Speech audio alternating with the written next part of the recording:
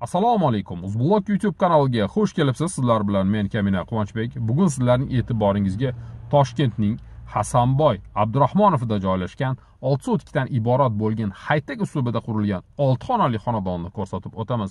Xonadonda basseyn, sauna, yozgi oshxona, juda ham kattakon bo'lgan garaj qismi va undan tashqari high-tech uslubida qurilgan xonadon joylashgan. 20 metrga 30 metr, ko'cha tarafi esa 30 metrni tashkil qiladigan juda ham go'zal bo'lgan xonadonni xonadon egalari o'zlari yashashligi uchun qurishgan. Yaqin kunlarda chet elga ko'chib ketayotganligi uchun xonadonni juda ham katta skidka bilan sotishmoqda. Xonadonni keling, ko'ring va uy egalaridan to'g'ridan-to'g'ri sotib oling. Biz hozir mahalla qismidan hovliga ham kirib keldik. Hozir mahalla tarafini ham ko'rsataylik.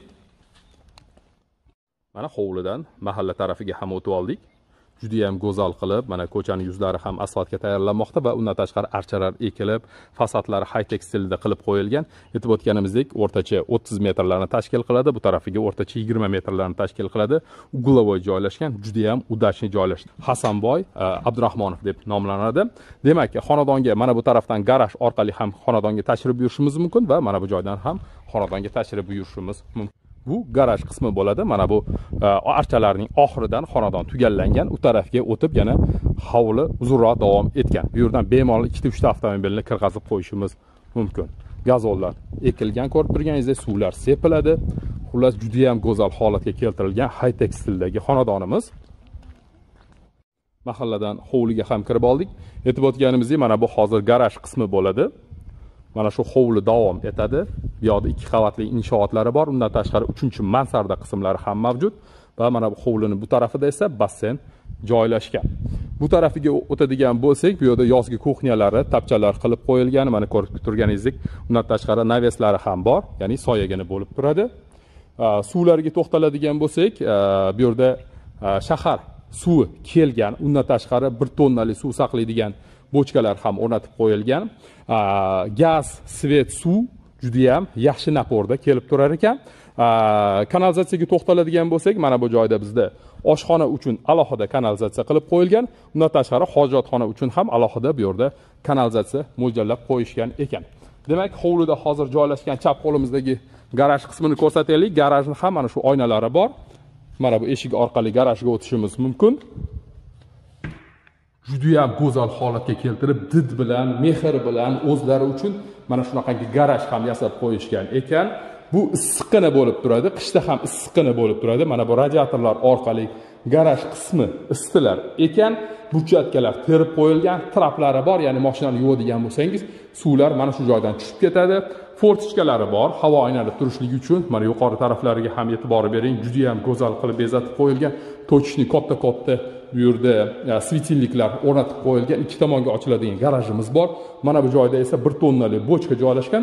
Suv mana shu joyda doimiy kelib turadi. Motor orqali xonadonga bemalol mana shu suvni uzatishimiz mumkin. Garajga qoyilmisiz? Hali men shuncha uyda ko'rsatib, bunaqangi katta alohida garaj uchun mo'ljallangan qismini ko'rmagan edim.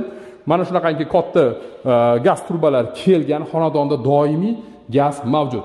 Mana shu garaj qismida hovlida foydalanishimiz mumkin bo'lgan sanuzul xonalarga ham o'tishimiz mumkin. Mana hovlining derazalari bu yerda ham davom etmoqda. Mana bu joyda esa aytib o'tganimizdek hovlida joylashgan sanuzul xonalarimiz bor. Yuvinish uchun dushlari bor. Mana bu joyda parilka deydi, sauna joylashgan bo'ladi. Tahorat olish uchun sharoitlari bor. Bu tarafida ham kotyolli boylerli xonalarimiz o'rnatilgan. Boylerni va undan tashqari ko'rib turganingiz 2 ta duxkontrli kotyollar o'rnatib qo'yilgan. Xonadonda tupli pol tizimlari borligi uchun mana shu tizimlardan foydalanishar ekan. Bu hozir hovlida joylashgan sanuzul xonamiz edi. Biz hozir garaj orqali kirib, mana bu yozgi kuxnyaning oldidan chiqib keldik. Juda ham go'zal qilib naveslar qilib qo'yilgan, tandirlar, o'choqlar hammasi o'rnatilgan. Undan tashqari gaz turbalari montaj qilib qo'yilgan. Bularni ulab olsangiz bo'ladi. Rakvinalari ham bor ekan va mana bu joyda tapchanni qoldirib ketishdi. Yorug' bo'lishligi uchun bir qancha fonuslari ham bor. Juda ham go'zal sharoitga ega bo'lgan xonadonni ko'rsatmoqdamiz. Demak, endi mana shu xonadonning o'ziga to'xtaladigan bo'lsak, birinchi qavatda juda ham katta hol joylashgan. Mana bu tarafimizda esa oshxona joylashgan. Oshxonaga hol orqali ham kirishimiz mumkin va hovlidan ham kirishimiz mumkin. Podvollariga to'xtaladigan bo'lsak, mana shu oshxonaning tegi va undan keyingi xonaning teg tarafi podvol qilib qo'yilgan. U yerda отопление yo'q, yaxtak xona sifatida foydalanishimiz mumkin. Ya'ni bemalol yozda yopgan bankalarimizni u yerda saqlab qo'ysak bo'ladi. Mana o'sha aytganimiz podvol qismlari, ko'rib turganingizdek, podvol qismlari ham ta'mirlab qo'yilgan. Patologlari agar adashmayotgan bo'lsam, salkam 2 metrni tashkil qiladi. Ikkita xonaga ajratib qo'yilgan ekan. Mana shunaqangi holatiga pollariga kafel qilingan va atroflari esa plastikdan qilib qo'yilgan, fortishkalari bor. Bu hozir bizning podvol qismimiz edi. Demak, biz hozir hovlida joylashgan garaj qismini, yozgi kuxnyani ko'rsatdik. Bu tarafida aytib o'tganimizdek basseynimiz bor. Endi esa to'g'rida oshxonaga ham o'tishimiz mumkin. Biz birinchi bo'lib mehmonxonani ko'rsataylik, katta hol qismini ko'rsataylik. Mana yer sathidan mana shu joy ham adashmasam yarim metrlar ko'tarib qo'yilgan. Mana bismillahirrohmanirrohim. Oho. Gap bo'lishi mumkin emas. Bu adashmasam o'sha turk stiliga munosib qilib ta'mirlab qo'yilgan hol qismimiz bo'ladi. Patologlar adashmasam 5,5-6 metrlarni tashkil qilsa kerak. Mana shunaqangi hol qismi bor. Bu yerda cho'pli pol tizimlari o'rnatib qo'yilgan, parketlar yerda yotqizilgan. Undan tashqari radiatorlar orqali ham xona isitilishi mumkin. Juda ham katta derazalar orqali hovlidagi yorug'lik mana shu holga kirib turadi. O'rtada qandil o'rnatishlar uchun sharoitlari qilib qo'yilgan. Juda ham go'zal holatidagi hol qismimiz. Mana shu hol orqali ikkita mehmonxonaga ham o'tishimiz mumkin.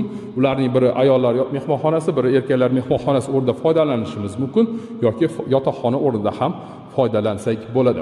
Cho'pli pol tizimlarini esa mana bu joydan boshqarishligimiz mumkin. Mana bu joydan esa cho'pli pol tizimlarini boshqarishligimiz mumkin.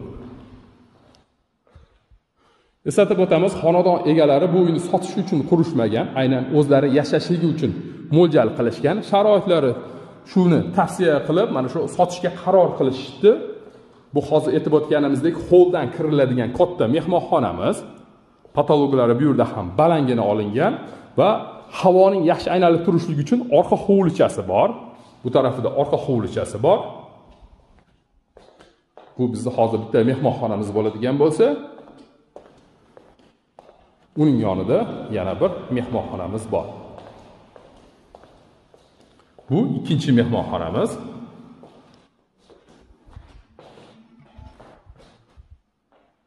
Mana shunaqangi ikkinchi mehmonxonamiz. Bu yerda ham orqa hovlichasi bor, havo yaxshi aynalib turishligini ta'minlaydi. Endi esa hol orqali mana bu eshikka o'tadigan bo'lsak, bu yerda yana bir koridor bor va mana shu koridor orqali ikkinchi qavatga ko'tarilishimiz mumkin. Oshxonaga kirishligimiz mumkin. Mana bu to'g'rimizda bizda umumiy sanuzul xona bor. Bu joyga kirishimiz mumkin va bu yerda joylashgan yana bir yotoqxonaga ham o'tishimiz mumkin. Yana bir koridorimiz bo'ladi. Demak, chap qo'limizda bizda mana shu xonadonda joylashgan kattakon oshxonamiz. Barcha sharoitlariga ega, ko'rib turganingizdek, mebellari ham o'rnatib qo'yilgan va texnikalari ham o'rnatib qo'yilgan. Juda ham sifatli texnika mebellar bu yerda mavjud. Atroflari ham high-tech stilda ta'mirlab qo'yilgan.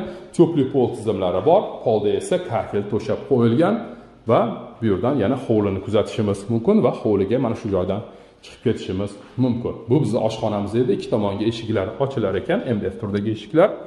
Demak, sanuzul xonamiz.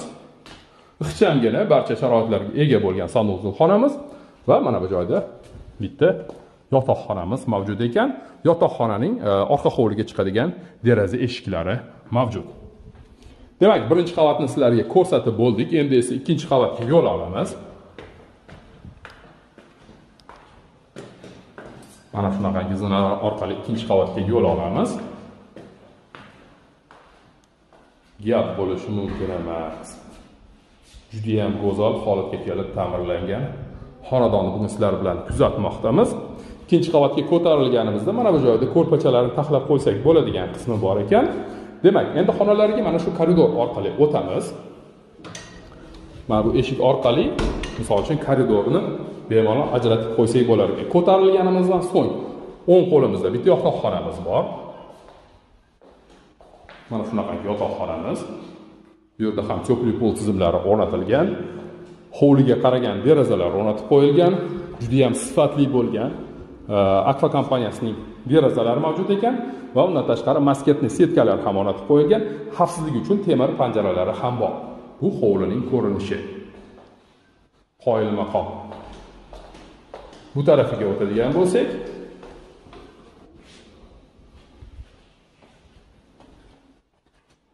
ikkinchi qavatda joylashgan umumiy sanuzel xonamiz va yana bir yotoqxonani ko'rishimiz mumkin.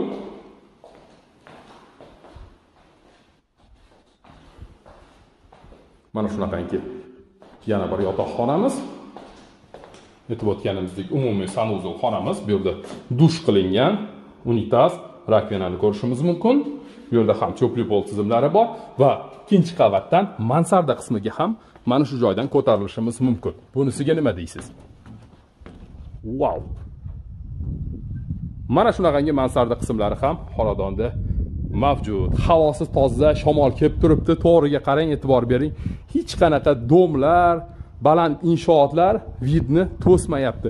Bu tarafimiz Toshkent shahri Hasanboy tarafi hisoblanadi. Bu tarafimiz esa dala.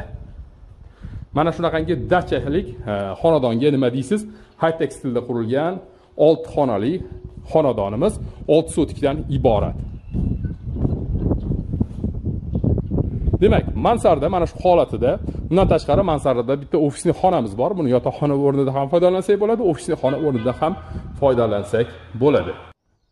Demak, mansarda qismimizning tom qismi yuradigan qilib qo'yilgan ekan, ya'ni bu tarafidan u tarafiga yurar ekan. Xohlasangiz mana bu joyni ochiq holatda qoldiraman desangiz, quyoshli tushib turadigan holatda qoldiraman deydigan bo'lsangiz, yurg'izsangiz bo'ladi. Yoki kechki paytlar yulduz tomosha qilaman, mana bitta joy solib yotsangiz, mana buni bundoq surib qo'ysangiz bo'lar ekan. Roliklari o'rnatilgan, faqat motorchi qo'ysa bo'ldi ekan. Bugun sizlarning e'tiboringizga shu Hasanboy Abdurahmonovda joylashgan 6 sotikli high-tech xonadonni ko'rsatgan bo'ldik.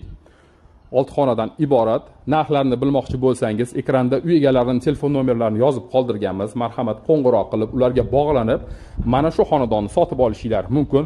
Xonadon egalari qo'ldan kelgancha juda ham katta skidka berishlikka harakat qilib ko'rar ekan, chunki srochni sotishmoqda ekan. Sizlar bilan Uzbok YouTube kanali va Kamina Quvonchbek bo'ldi. Keyingi video